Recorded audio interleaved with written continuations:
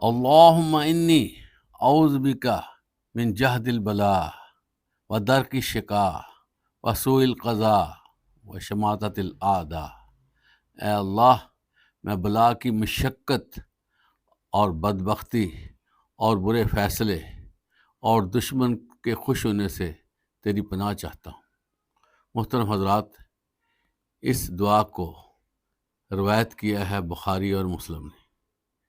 یہ بدبختی سے بچنے کے لیے اللہ کے رسول آپ صلی اللہ علیہ وسلم دعا کرتے تھے۔ بدبختی انسان کی بربادی کا سبب بنتی ہے، اور یہ کیسے واقع ہوتی ہے؟ ایک تو سستی، کاہلی، غفلت، اور دوسرا بد عملی کی وجہ سے۔